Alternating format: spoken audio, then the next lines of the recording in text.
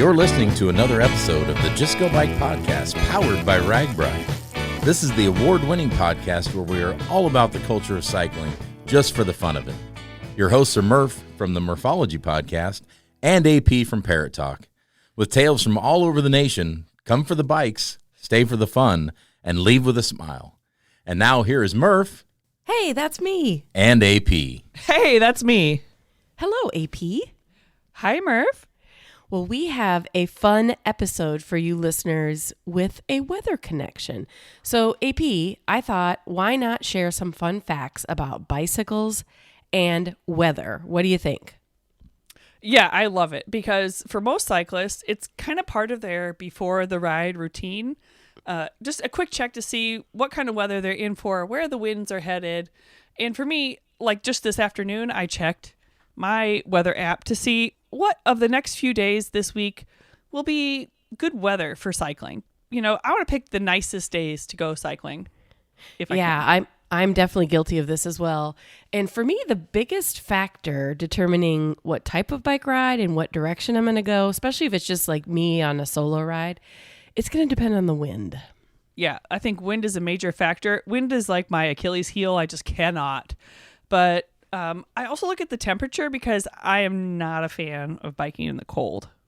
Right. And I will say if Coach Ertl is listening, we need to apologize to him because he says when you're training, you don't look away from those sorts of things. You just like embrace them and go for it.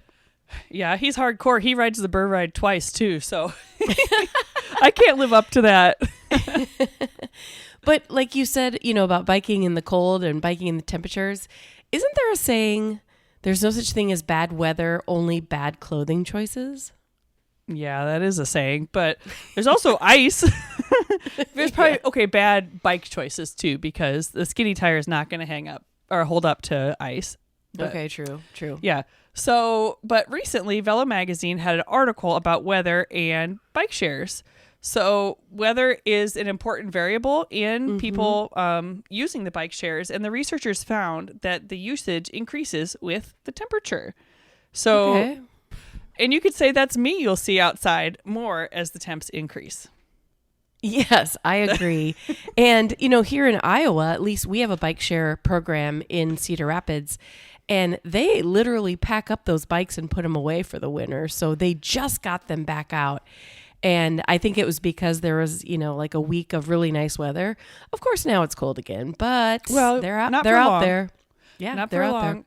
I like to say I'm looking out at the wooded area behind my house, and I'd like to say that the woods are looking fuzzy because you can see all the little green leaves poking out. It's not going to be cold for long. So at least that's what I'm telling myself. But Okay. all right. So we have some fun facts about bicycle and weather, and most of them are relating to cold weather, cold air, but it's fun facts. So here we go. Do you want to do the first one? I sure do. The first one is about air density and how the temperature affects it. Okay. And warmer weather, it means that it has lower air density, which results in less aerodynamic drag and a higher speed for cyclists. Oh, okay. Yeah. So warm weather means we're faster in general. In principle, yeah. Yeah, okay. Well, and mine is almost directly related to that, which is kind of called the winter slowdown. And I would say I am definitely a slower winter rider. And fun fact, riders are generally 2.17 miles per hour slower in the winter. Oh. Like, who figured out that? I don't know. But they say partly because 85% of drag comes from the rider's body and clothing. Oh. So when you have all those extra layers, you're slowing yourself down, even though you're probably more comfortable. Well, that's another reason I don't ride in the winter. I don't have any extra miles per hour to spare. So, another fun fact about winter riding is that cold weather makes rubber tires harder. So that leads to lower rolling resistance, reduced grip, and again, a slower ride. So I'm hearing a lot of fun facts that winter riding just isn't as fun as summer riding. Yeah, I think this intro agrees with me and not you, but here's one about why don't you tell us one about warm weather? Yeah. Okay. So this, if listeners remember, AP and I had a discussion about wearing black or wearing white and if the sun soaks in. Well, this fun fact says in hot weather, parking a bike in the shade is key, as black saddles can become intensely hot when exposed to direct sunlight. Yeah. And I think we've all probably experienced this firsthand, where your saddle is really, really hot. Yeah, nobody wants that while on RAGBRAI, although it can easily happen. I mean, everything just gets kind of hot. And there's parts of your bike you can't even touch if you park your bike in the direct sun. So Right. Yep. So what is the connection of all this weather talk to today's episode? I'm glad you asked. Well, recently I got the chance to go to the KCRG studio here in Cedar Rapids to record an interview with Chief Meteorologist Joe Winters and weekend morning anchor Rebekah Vaughan. Wow, that is so cool. I cannot wait to hear this episode. Yeah, it was kind of a bucket list to go into a studio. I've been a big fan of KCRG for a long time. You know, I'm from Cedar Rapids, so it's so fun to, be able to go in there and see a little bit behind the scenes and interview these famous people. Yeah, I'm from Coraville, so KCRG is my home station too.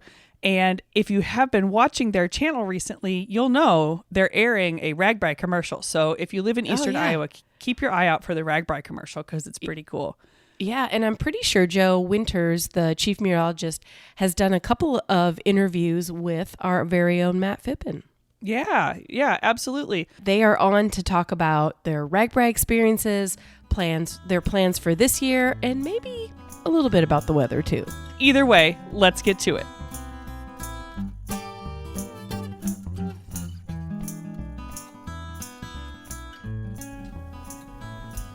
All right, well, here I am at KCRG Studios with Joe and Rebekah. Hey, guys. Hey, how are you? Good. It's so nice to be here to see where it all goes down. Yeah, it's great to have you here, too. I hope you enjoyed the little studio tour. Yeah, it was cool. But you were told not to wear green. Guess what you wore? I did wear green. I know. AP is going to, laugh out loud at me. But that's fine. Yeah. So if I do anything on the green screen, all you'll see is my teeth, maybe, or my face, or you'll be a floating head and hands. That's awesome. So you guys play a pretty big role here in Cedar Rapids as far as delivering news and weather and all of that good stuff. But you also, whether it's secret or not, do a lot on RAGBRAI. We do. We do a lot from a station perspective as well as personally riding. And I watched it for years, just being able to go out to, especially the overnight towns, because a lot of times that's where we'll concentrate some of our coverage, and seeing this event. And suddenly it's like, no, I want to be more than just seeing this event. I want to do this event as well. Yeah.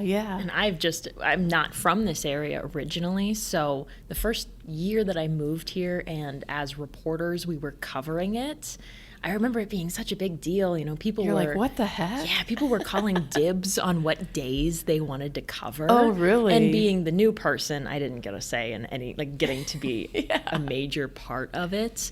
But I just remember, I was like, what is going on? What is this? Yeah. And just seeing the coverage of so many people on their bikes riding and just watching those videos, I was like, oh, this is kind of cool. Yeah. Maybe someday I would like to try to be a part of it.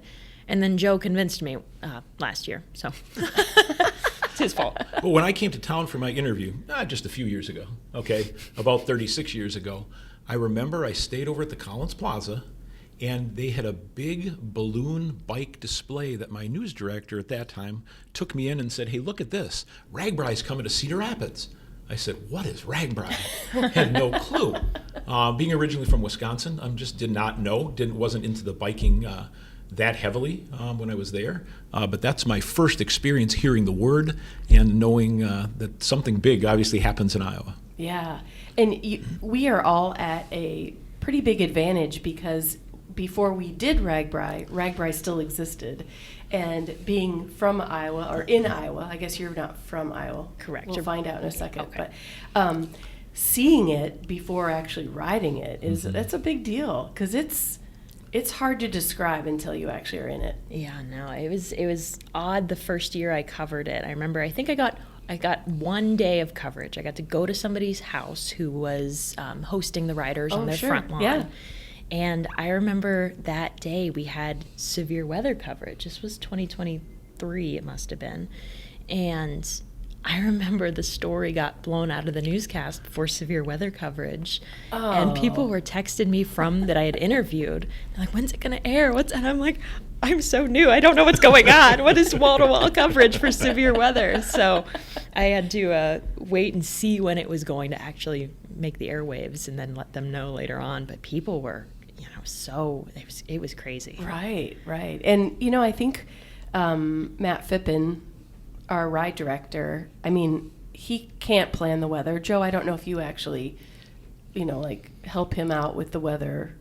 Well, we get together before he even decides on the route, and we look at the best route for the weather that year. No, we have no idea. Do I help him during the ride? Yeah. Absolutely. Yeah. But no, there's no way to tell beforehand. You know that it's going to be in July. You know it's going to be hot. Yeah. There are those unicorn years where it's extremely comfortable. Most of them have at least a few days where you have that. But no, early on, no planning goes in other than knowing it's late July. You know what the weather's going to be like. Right. And I think, it might be every year. I've done RAGBRAI a lot of times, but there's always just one big storm that rolls through. But you're right, it's July, so it's probably going to happen. Oh yeah, I remember sitting in, we had the 50th ride, rode from Marengo to Coralville, and I remember sitting at a friend's house and Matt texting me saying, I'm not going to see my favorite band, am I? Because the storm was rolling in. I said, no, I'm sorry, you're probably not. Yeah. No, there's usually a day. It's not uncommon, right, for that time of the year to have storms. And it's something you have to concern yourself with as a rider as well, to be prepared to know what to do too if something would happen. This past year, AP and I were out and about, and we ended up going to, I don't know what they call it. I'm going to say it's called the War Room, even though that's not truly the word. But it was the emergency people from the community, and they had the National Weather Service on the hotline. I don't know if you were on the hotline too, but they were getting ready for some sort of storm coming. And it was a well thought out, they were all there for the same reason. Okay, and that's true, and the communities certainly do that. I know when Rebekah and I rode into Olwine, we stopped by the office to find some ducks because they did a great theme last year. But when we got in the office, one of the friends I know from the National Weather Service in La Crosse was there and was going to be there monitoring the weather specifically for that day. And communities will do that, of course. We get calls and help out in any way we can as well. But no, you got to take that seriously because you can have all sorts of different weather in July. Right, and when you have 15, 20,000 people, most of which are sleeping in a tent, all of that comes into play. So, okay, great segue into, for people who are listening and they recognize your voices, tell everybody what you do. I am Rebekah Vaughan. I am our weekend morning anchor, and I report 2 days a week here at KCRG. I am at the station at 2 a.m. on the weekends. Woo! It's a long day, but it's so worth it when you produce the show yourself, you anchor the show, and then you get off the air at 9 a.m. and you're like, oh, we did that. It's because we've got a pretty bare bones crew on the weekend. So when you can put together 2 1-hour-long newscasts with 4 people, it's cool to see because we're doing the jobs of a lot of people in the newsroom, getting everything together. Any breaking news that happens overnight, sure, we're the ones that are putting that in the show for you to see. It's a lot of cool stuff that we get to do, but we rely very heavily on each other. And so do you know what's going to be on that broadcast? When you get in at 2 a.m., are you scouring the news and what happened the day before? It's kind of a mixture of both. So we know our viewership, because we're live at 6 a.m. Sometimes the people that watch the 10 o'clock news the night before are not watching, they're not up to watch the 6 a.m. Sure. And vice versa. The people that go to bed early and don't see the 10 o'clock news the night before, they're the ones getting up bright and early to watch the 6. So we will take some of the content from that night before's newscast to re-air it in the morning. But after we do all that, we still have a good 5-6 minutes of content that we have to fill, which in news world, like to anyone else that sounds like, 5 minutes, okay. But in news world, that's a lot of time. That's a lot. So we are, scouring our sister stations across the state to see what news they have been doing. We are looking at press releases from local authorities just to see, did something not so great happen overnight that we need to be aware of? And we always say any phone call we get into the newsroom at 3 a.m. is probably not a good phone call. Sure, because right. not a lot of people are calling on the weekends at 3 a.m. Right. So normally if the phones start ringing, somebody's grabbing a camera and going out. So my co-anchor, Connor Woodruff, and I, we do have to divide and conquer a little bit to fill those hours. But we do what we can with the team that we have. And so if something big like that happens, sometimes we do have to call people in to help with it because they can be pretty big stories that we need a lot of hands. But it's a little bit of a mixture of both. It's pretty cool to think of, if I'm at home watching the news, right? It's just you, just sitting in front of a camera, and I'm like, oh yeah, look at her go. But to know all that goes behind the scenes, it's incredible. There's a lot of people that assume that and anchors in general show up. We have somebody do our makeup and our hair for us, and we get on the desk and we just read. But there's a lot of us that do a lot of the heavy lifting behind the scenes, and we do not have anyone that does our hair and makeup. And I sometimes wish we did because I don't always know what I'm doing and haven't always made the best choices for my looks on camera. And I'm sure people let you know. Sometimes it's like, oh, okay, thanks. Well, this is maybe a secret that I shouldn't tell, but AP and I do not have hair and makeup either. But we are a podcast, so... And how about you, Joe? Tell us what you do.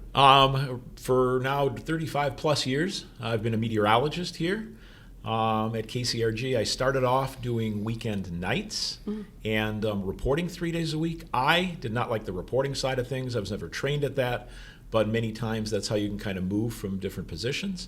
After a period of time, we started our weekend morning newscast. At that time, it was a 3-hour Saturday morning show and a 2-hour Sunday morning show, all straight through. So then I worked actually all day Saturday and all day Sunday. I did all the morning, all the night, all the morning, all the night, and then worked Friday and had 4 days off during the week. Monday was a recovery day at that point. Sure. Did that for about a year-ish, and our morning meteorologist was leaving. They offered me the morning position, which was great because I really am more of a morning person anyway. 3 a.m. is a little early for morning, but that's what it is. And I did that for 13 years. Oh. And then after that, and where I am now, in the evenings, had the opportunity to go to the evenings. At that point in time, early on, we didn't have a 4 o'clock news, so we would do the 5, 6, and 10. But most recently, within the last year and a half, 2 years, I was able to transition to the shift that never happens in television. I'm pretty much 9 to 6. I do the midday, 4, 5, and 6 o'clock news, and then I'm done for the evening, which is really nice. And we have a team of 5, which is a great team to work with in the weather lab as well. Many stations don't have that, but we still have the luxury of being able to have that. So yeah, I've talked about the weather for all sorts of events. I've covered the Parkersburg tornado. I've covered the ice storm in 2008, the derecho in 2020, the Washington tornado in 1998. The derecho that was in Vinton in that same year, flooding of 2008, flood of 2016. There are some big events, the blizzard, the Groundhog's Day blizzard. I don't need to cover any more big events. I'm fine with that. I would be fine with just some kind of normal weather. But no, it's been great. It's something I've always wanted to do, and I was blessed to be able to have that opportunity. And I would say, like Rebekah, you are more than a pretty face. You're not just the guy who's behind or in front of the camera. You're doing a lot behind the scenes. Oh yeah, I mean, we prepare all of our graphics. We prepare all of our forecasts. So when I come in, the first thing is to prepare the forecast. And we're not just doing television. That's probably one of the biggest changes since I started. Yes, television is important, but where is everything going now? streaming, social media. Oh, So it's doing sure. different, and each one's its own unique kind of element. So doing different things for social media than a broadcast would be, a traditional television broadcast. We also still do about 14, 15 radio station weather across the state.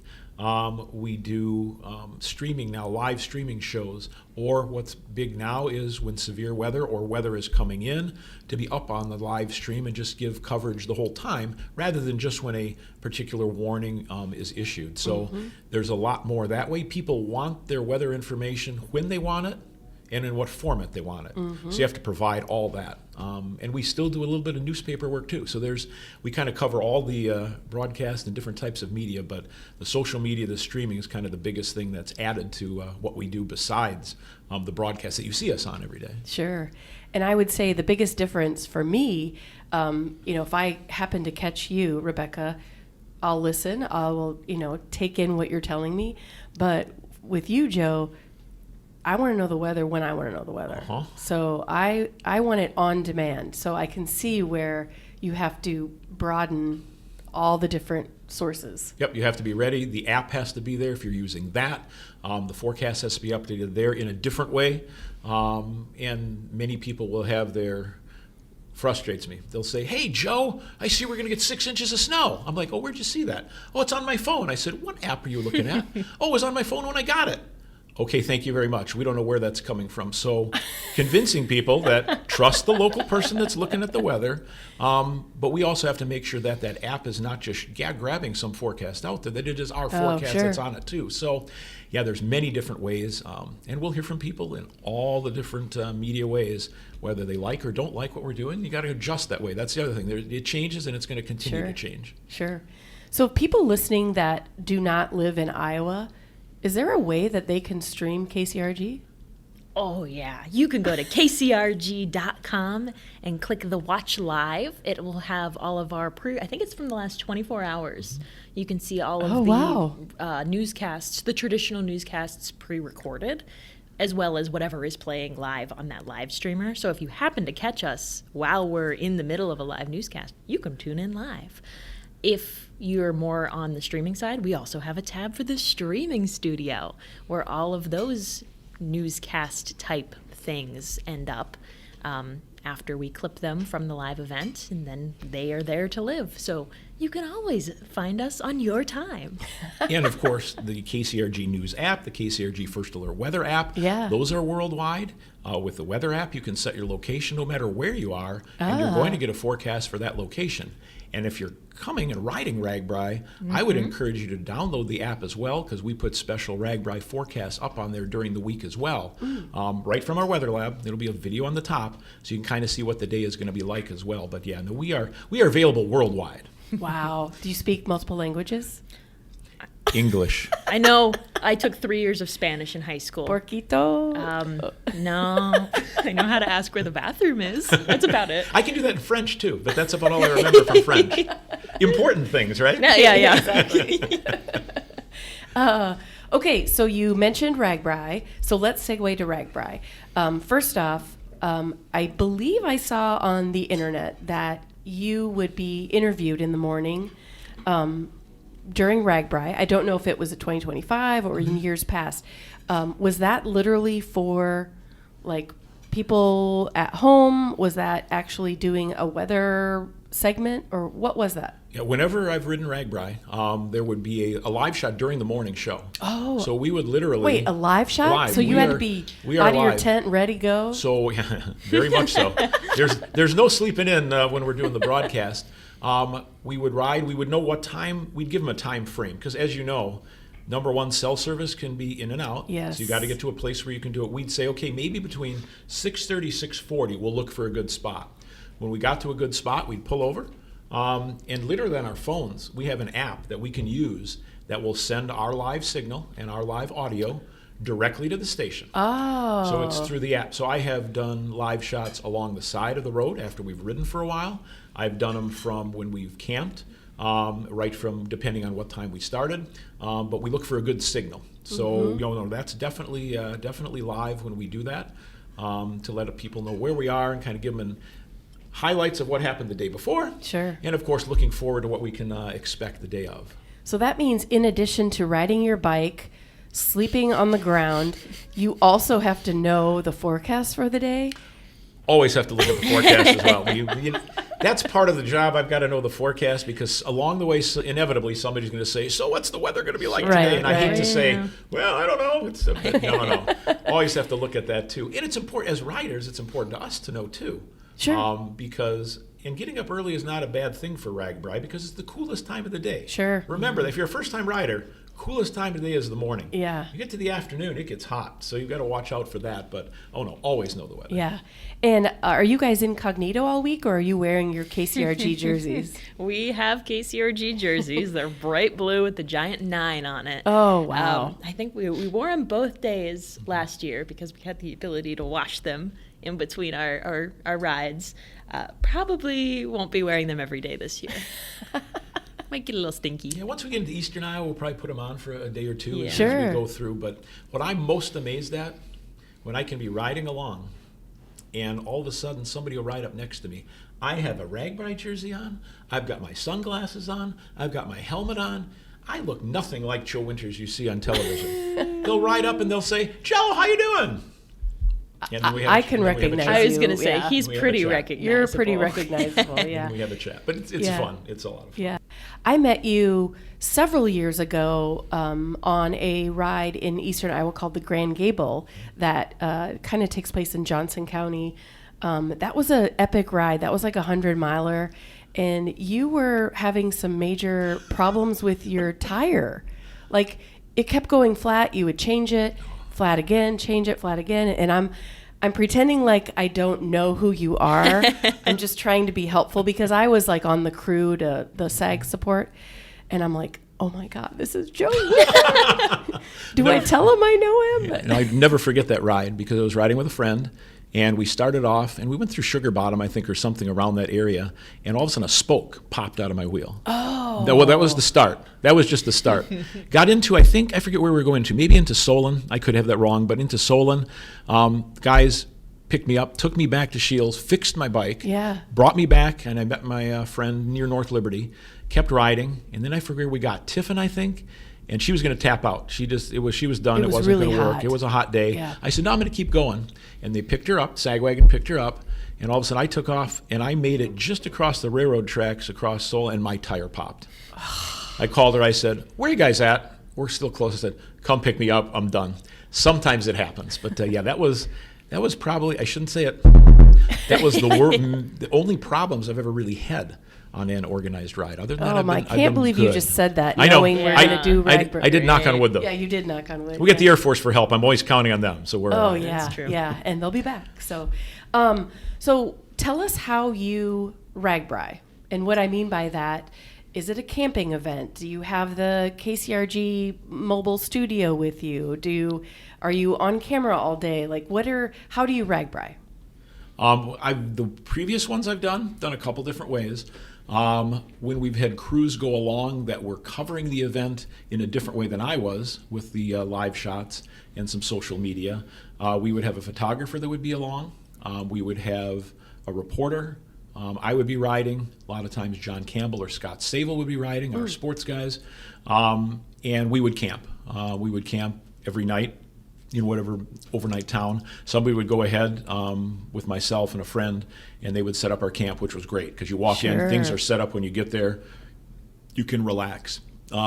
Recently, when I've done some of the shorter, if I didn't do a full RAGBRAI, it might be going in and coming back. Last year, I know we did 2 days, and you can talk about kind of how we did that. But this year, it's going to be a little different. Yeah, the last year, everything was close enough where we were able to drive up, get dropped off, and then do that day, and then have somebody pick us up and take us home. Oh. So it was, some people might say it's cheating a little, but for my first time on RAGBRAI, that was the most feasible way for me to do it physically. Yeah. Test out, see if I could do it. Right. And still be able to go home and kind of have the creature comforts there. Right. Recover a little bit to see if I could do day 2. It's got to be so hard to get up in the morning from your own bed at home and know you're going to go back out on the route. That second day where I was like, the first day, you're like, yeah, first RAGBRAI, I'm so excited. Second day, you're like, second day. But it was fun. And you have the extra challenge in you ride with POTS. Yes. Can you kind of tell us a little bit about that? Yeah, so it is a funny acronym because everybody thinks it's something different. But it stands for Postural Orthostatic Tachycardia Syndrome. Oh, and wow. so, yeah, it's a very fancy way for saying when I stand up, my heart rate skyrockets. Oh. So it's almost like my body is running a marathon no matter what I'm doing. So I just have a naturally higher heart rate than some people. That plus the blood tends to pool in my legs. Those two combined, I pass out. So when I'm riding my bike, I have to be very careful. You know, I'm careful on a daily basis. You know, have I had enough water? Have I had enough salt to keep my blood pressure up? Things like that. So yeah, when I ride my bike, it's a little bit easier than walking, which is weird to say because I'm not like my legs are moving, so the blood is flowing. Sure. But uphill gets my heart rate way high, and then plus the heat, I tend to have to take a lot of breaks. And do you at least sense it before it happens? I do. Okay. Normally when I'm riding, and I should wear it all the time, I wear my Apple Watch, and it can keep track of my heart rate for me. Okay. And so I know when the vision starts to get spotty, I'm like, Joe, we got to pull over. And it happens more often than I would like it to, but it's just something that you have to deal with. It's something that, you know, you recognize it's happening. I'd rather pull over for 15 minutes than be unconscious in the middle of 20,000 people riding their bike. We would all appreciate that more. So it's tricky, and it can be really frustrating because you see all the people that, you know, you might have passed at the beginning, and then there they go, and you're like sitting over there waiting for your heart rate to come down a little bit. But it's just something you got to pay attention to. It's not the end of the world for me, which is good. There's a lot of people. POTS can be different for everyone. I know people with the syndrome that they pass out multiple times every single day. I'm very fortunate that mine is not at that level yet. It could get worse. But I can do what I can do, and I'm going to appreciate that for what it is. And so choosing to ride your bike across the state of Iowa, like that is, it's a challenge for everyone, right? I mean, if you look at the percentage of people in the world that have done RAGBRAI, it's probably pretty low, even though we see 20,000 people a year. But now you have an elevated challenge. So yeah, and you know, this year we're gonna try to do the entire thing, and it'll really depend on a lot of factors. If it's 100 degrees every single day, there's no way I'm gonna be able to survive. Right. I mean, I will survive, but it'll be a lot harder. So it's gonna take into effect the heat, take into account the heat, how hilly the ride is altogether. I think we're on a good track for this year, but it can be a challenge. I know last year we had that was that second day, correct? It was a little bit more uphill, and a little warmer, and the sun was out. So the first day, you were like, this I was RAGBRAI thing. Yeah, it's easy. Because we did what day was that? Where did we did Iowa Falls to Cedar Falls day one. So it was a little bit more downhill. It was a little overcast. I felt like I was on top of the world. Everything was great. And then that next day, it was a little bit more uphill, and the sun came out. Yeah. And I told him at least once. I think it was only one time. Yeah, I mean, we may have taken a longer lunch break or something Yeah, like that. yeah. But yeah, there was only once that we really pulled over. We pulled over, and that's when Scott Saber found us. He was also riding, and he pulled over and said hi as well. But if you see me on the side of the road, either laying in the dirt, I'm probably fine. As long as Joe's with me. I always tell people, as long as I don't hit my head when I go down, if I do go down, I'm probably okay.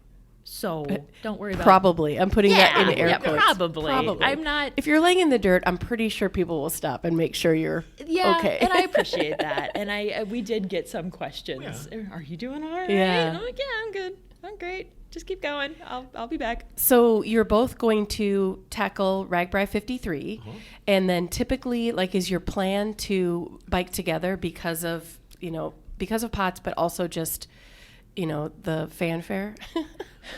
Maybe not the fanfare, but I've done RAGBRAI where I've had nobody, just biking alone, and it's great, but it's fun to bike with a friend. Sure. At least somebody along. Yes, you talk to all kinds of people, and I love that. I love just talking to people as we go along.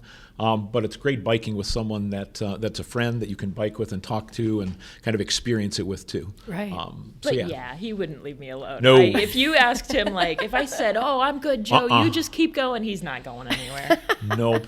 I want to make sure. And I said, she's got to tell me. We'll stop. We need to do what we're going to do. But it was probably October. We were having coffee. Well, I told her this last year. I said, you do 2 days.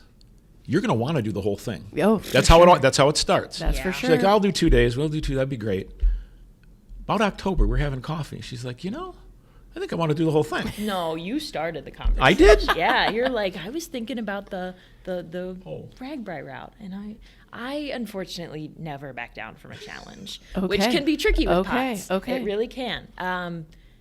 And he said that. I was like, don't say those words, Joe, 'cause as soon as you do it, as soon as you say that, I'm like, fine, we're doing it, because I will not back down from a challenge. And so here we are. And we are. Yep. We are It's happening. less than 4 months away. Yeah, I was going to say, this podcast is airing the end of March. So have you started training? How is training going? I have been doing a lot of riding inside because Sure. the weather just hasn't cooperated. So I probably have 250, 300 miles just on inside. Not as much as I wanted to at this point. I've been out once with the good weather, but now it's getting better. So Sure. we'll get out more from that. But that's what I've done. That's where I'm at right now. Am I ready? Not yet, but I'll get there. Sure. I'm at a big fat 0. I need to. I do need to get out. You're not the only one listening Oh, sure. who probably is at 0 as Yeah. well. And I know that as the temperatures warm up and I get out more, I'll Yeah. accumulate those miles. I'll be okay. But I know I don't own an indoor bike. Sure. And I think that's part of the challenge of Sure. this time of year. I know a lot of people recommend starting training in February. And when you don't have an indoor bike, you just can't do that. So Right. I got to get on Facebook Marketplace. There you go. And find one. There you go. 'Cause Yeah. then I'll be good. Although now the weather's getting pretty nice, so you'll Right. be able to be outside. Yeah. When you look at the RAGBRAIs that you participated in, for Joe, it's been many years. For you, Rebekah, just the one.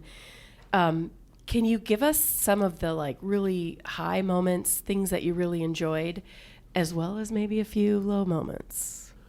Probably some of the best things, and I enjoy it every year, is just the traditional things you find along the route. Mr. Pork Chop, Beekman's ice cream. Always look forward to that. The very first year, I had no idea. The person that I went with was more experienced on RAGBRAI. Oh, we've got to stop here. We've got to stop there. But probably the best thing overall, I guess two. There's so many because it's just a great event. One, when you're riding along and you talk to someone and you have a conversation for 5-10 minutes, they could be from anywhere in the world. Yeah. And you've talked to them for 5-10 minutes, it's fantastic. You will probably not see them again along the ride, but you've had this great conversation and met somebody new. Yep. Love that.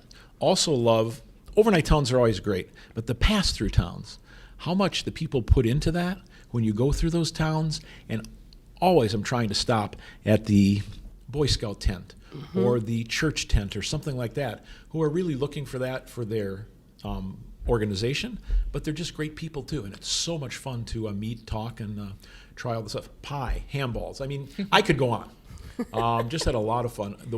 Probably the hardest was when I rode Marengo to Coralville. That was so hot. That was RAGBRAI 50. Absolutely the hottest I've ever ridden. Very, very tough ride. You couldn't drink enough water to even stay hydrated if you kept drinking continuously. So that was a very, very difficult and the hardest one. RAGBRAI 50 was difficult, though. I mean, 500 miles is not. This is under 400. Please. This is, it's under 400.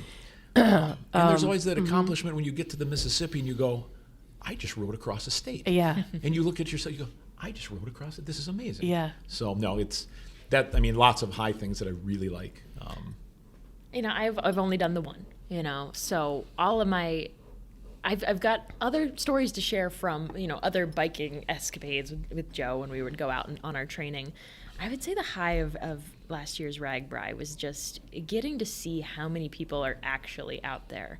Because I really thought in my head, you can only picture thousands of people, tens of thousands of people in a certain capacity Yeah. until you actually see it. Yep. Because I really did think that, we would get to a point where we would be the only ones on the road. And that never happens. No, it does not. It is just, you are surrounded the entire time. And it was so cool because within the first, I think, 15 minutes of our first day riding last year, somebody had their little license plate on the back and it said Canonsburg, Pennsylvania. And I grew up 30 minutes from Canonsburg. Oh, wow. And I was like, you're from Boomtown. And that's what we called Canonsburg, because Boomtown. And it was a very cool thing to see, because, it's from people from all over the world are coming out. So I would say my high moment is just experiencing all of that. And then, Joe's had so many RAGBRAIs that he's got all that experience to be the person that says, we got to stop for a Mr. Pork Chop. What did you expect when you first stopped? I thought I was going to get something on a plate with a fork and a knife. Right. And I just had zero expectations. I had no clue what to expect. And we get to the front of the line, and I was like, I'm going to pay, and it'll take me 20 minutes to get my food. That's just a traditional food truck experience type of thing. And the lady reaches into the cooler, like a cooler. The box, and hands me a pork chop and a paper towel. I was like, oh, okay. This is a plate-free pork chop. And it's huge. It was amazing. Though. It's exactly what you need after you've been riding for half a day. You need something like that. So it was delicious. But I would say just so much of last year was a high, and it was incredible. My low, we were doing a training ride last year, and it was after one of my 10-hour shifts on the weekend. I really thought I would be able to work from 2 a.m. to noon and then get on a bike and ride for a few miles. We were down near Solon. We went up the hill. I don't know what the roads are called, but we went up the hill towards the roundabout, heading towards Solon. And we made the roundabout, and we were coming back down the hill. And I was sweating, and I was gassed. And Joe was like, are you okay? You're going to tell me if you're okay, right? Right. And I didn't until it got bad. And I ended up laying down on the side of the bike trail, almost passed out. Oh, no. What time of year would that have been? Because the ticks were nasty. Yeah, the ticks were very bad. Yeah, I was laying there in the grass. It was pre-RAGBRAI. It was probably July. Yeah. I was off the trail because I didn't want to be in the way of other people biking. And I was laying there in the grass, and the ticks are crawling up all over me. And I think that's what makes it the low, is because I was so worried about the ticks getting on me, because they're so, ugh. And we did have to call for backup. My fiance had to come and rescue me. And you ended up heading back to Cedar Rapids by yourself, which I felt bad about. But I learned that sleep and being well rested is very important for me. It's very important for everyone. For everyone, right? Riding like that. But I will hopefully not have those problems this year on RAGBRAI. Ticks may exist wherever you go, but yes, true. It's a matter of I won't be laying with them. Exactly. Okay, last question. In your opinions, what is it about RAGBRAI that gets people coming back year after year? Well, you've come back year after year, Joe. Well, you're coming. Go ahead. Okay. I'm going to let you go first on this one. I would say it's the camaraderie. I mean, everywhere you stop, somebody is talking to you, even if they have no clue who you are. I mean, everyone knows Joe Winters, so people are coming up to him and just having those conversations. Yeah. Not everyone knows who I am, because I am fresh in this industry and I'm fresh to this area. But even though people don't know me, they're coming up, oh, I see you're from this part. I see your shirt. Where's that from? And just so many people to talk to and meet. And the towns really do it up so much fun. I mean, the Duck Duck Viaduct in Olwine, that was the coolest thing, to see that type of theming. And it was just a big, I don't know. I don't think I ever didn't have a smile on my face last year. So I think just that experience. Sweet. Yeah. A little bit of training, and you'll be smiling this year, too. You're right. The whole way. I got to get it. I think there's a lot of things. I think people have groups that they ride with that really get together and do that. I love riding with Rebekah. That is always a blast. Other groups do that too, so I think it's why you see people coming back to ride and reignite some relationships that they may not have during the year. Iowa's a beautiful state, and until you ride it, and I think once someone rides it, at some point during the ride, I'll look around too and go, Iowa is just gorgeous. Yeah. And I think that helps. But it's the welcoming, it's the small towns and what they put into it, and how friendly and how welcoming they are, that I think everybody wants to come back and get that feeling again, because it's just a great feeling. Yeah. Just a great feeling. Yes, you're sore. Getting on the bike after your lunch at the midpoint town, oh boy, get the legs going again. Exactly. But you've had a great time. And again, it's just a fun time, and talking to so many people, and everybody very, very positive, which makes it something people want to come back for. Yeah, for sure. And, I think Matt mentioned, 50 states and 20 countries are represented. I mean, something is happening right that makes people come back to Iowa. So, That's amazing how worldwide this event is known, and how people come worldwide and nationwide to be here. Yeah. Wow. Well, that's a great ending. Thank you so much, Rebekah and Joe, for coming on the podcast, taking time out of telling the world about news and weather. Appreciate it. Anytime. If you're along the route and you see us, we would love to talk to you. So please look for the Channel 9 shirts if we happen to have them on at the time. But we'll be there. Looking forward to it. Mm-hmm. And do you have any social media site where people can follow you as far as, well, of course, for news and weather, but also your RAGBRAI journey? Yeah, I know we'll be both posting on it on our personal Facebook pages, so you can find me. It's Rebekah Vaughan, KCRG. You might want to go to our website to figure out how to spell my name. They've got some weird spellings in there, but you can follow that, and I'll be posting probably every day about what we're experiencing.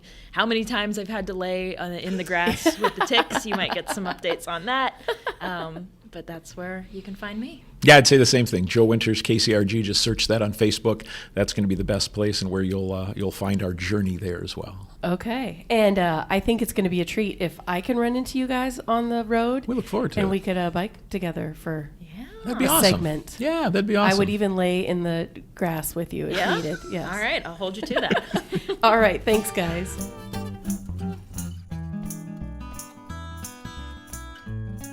Well, listeners, that is it for today. We want to thank you for tuning in to listen to the Just Go Bike podcast. If you would like to contact Murph and AP with a comment about the podcast, or maybe even you have a topic in mind, you can reach us at justgobikepodcast@gmail.com. Please follow us on Instagram and Facebook, and watch our intros on YouTube. And don't forget to rate, review, and subscribe to this podcast, especially if you're a fan. That is going to do it for this week. Until next time, Just go bike.